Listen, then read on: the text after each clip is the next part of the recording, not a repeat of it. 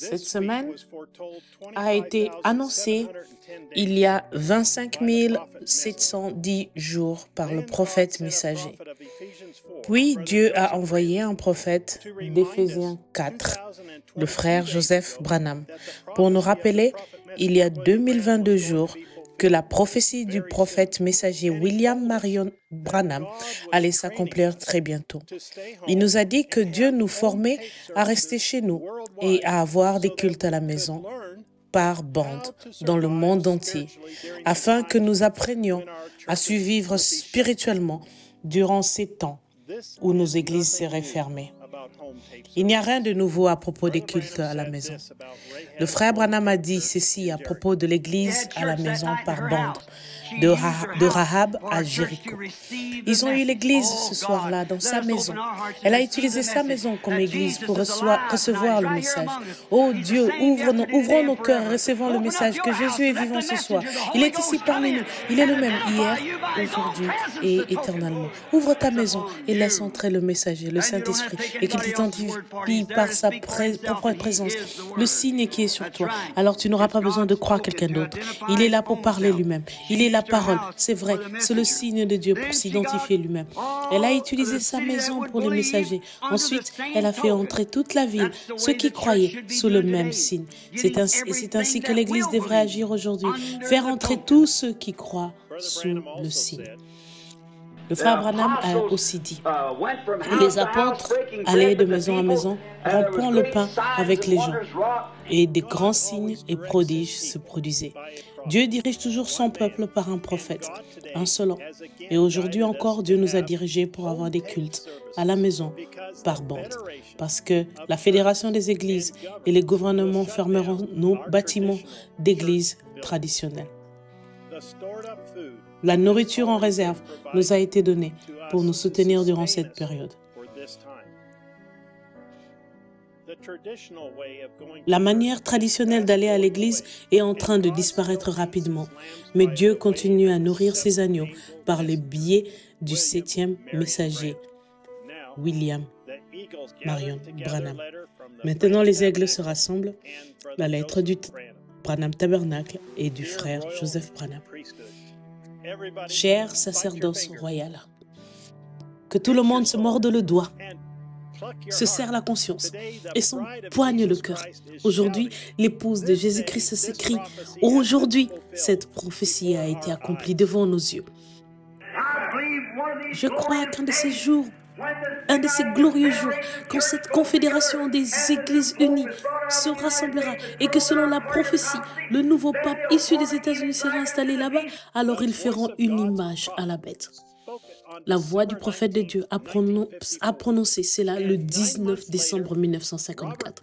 Et 9 mois plus tard, Rob Prevost, maintenant connu sous le nom de Pape Léon XIV, est né. Il est maintenant le nouveau pape de Rome. L'ainsi dit le Seigneur s'est accompli. Le 7 mai 1946, Dieu a placé son prophète à Greens Mill, dans l'Indiana, pour lui donner sa commission et proclamer au monde, « Voici mon puissant 7e ange messager, ma voix pour le monde. Écoutez-le. » Quand l'ange du Seigneur est venu à moi là-bas, à Greens Mill, dans l'Indiana, il y a 8 ans, après m'avoir suivi depuis l'enfance et m'avoir donné des visions, quand je suis allé à lui, il a dit, « Si tu es sincère et que tu amènes les gens à te croire, rien ne résistera à la prière. » William Marion Branham est la voix choisie par Dieu pour le monde. Un puissant prophète à qui vient la parole de Dieu. Selon la parole, il est le seul interprète divin de la parole de Dieu. Il a été confirmé par Dieu lui-même, par la colonne de feu. Le 7 mai 2025, Satan a placé son conclave de cardinaux dans la chapelle Sixtine à Rome pour qu'ils choisissent leur vicaire de Christ pour accomplir l'ainsi dit le Seigneur. Il a été confirmé par l'homme, par un filet de fumée blanche. L'épouse de Christ partout dans le monde se réjouit. Elle crie, pousse des cris et loue le Seigneur, alors que nous entendons et voyons de nos propres yeux la prophétie du prophète être accomplie. C'est comme si nous voyions la mer Rouge s'ouvrir devant nos yeux, de la manne fraîche tomber du ciel, des millions de cailles pour nourrir l'épouse, de l'eau sortir de rochers, du feu descendre et consumer le sacrifice avec Élie. Il y a un accomplissement de prophétie chaque jour. La parole promise de Dieu est manifestée dans nos vies. Des choses se produisent tout autour de nous.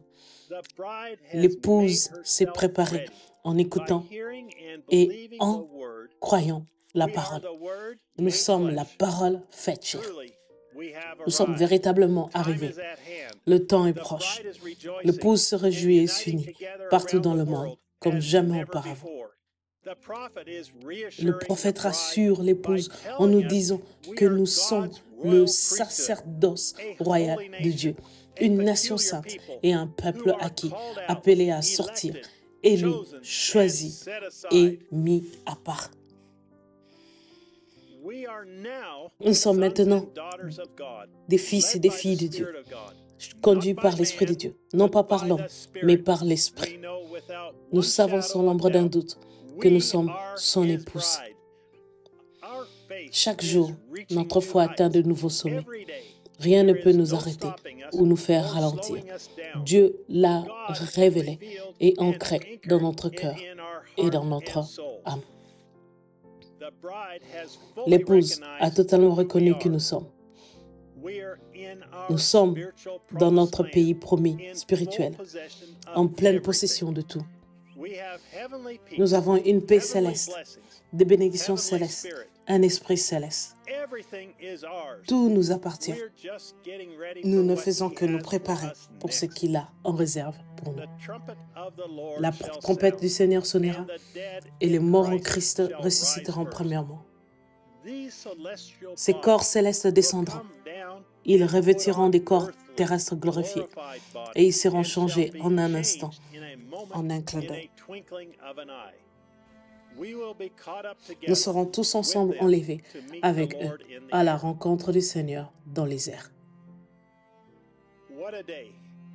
Quel jour, quel moment. Il m'est impossible d'exprimer par des mots humains ce que nous ressentons tous dans notre âme. Notre cœur bat, la chamade. Ce n'est pas nous qui le faisons battre ainsi. Le Saint-Esprit est comme un puits artésien qui bouillonne à l'intérieur de nous. L'épouse attend ce moment depuis les jours d'Adam. Et nous y sommes maintenant. Nous vous accueillons. Nous vous invitons. Nous vous supplions. Venez vous joindre à nous pour le moment le plus merveilleux que le monde ait jamais connu, alors que nous écouterons la voix de Dieu nous révéler sa parole ce dimanche à midi, heure de Jeffersonville, alors que nous écouterons l'adoption, deuxième partie, prêché le 18 mai 1960. Frère Joseph Branham. Les passages des Écritures à lire avant le message. Genèse, chapitre 1, verset 26. Éphésiens, chapitre 1. Romains, chapitre 8, verset 19. Galates, chapitre 1, verset 6 à 9. Hébreux, chapitre 6. Jean, chapitre 1, verset 17. Jusqu'à la prochaine fois, que Dieu vous bénisse et shalom.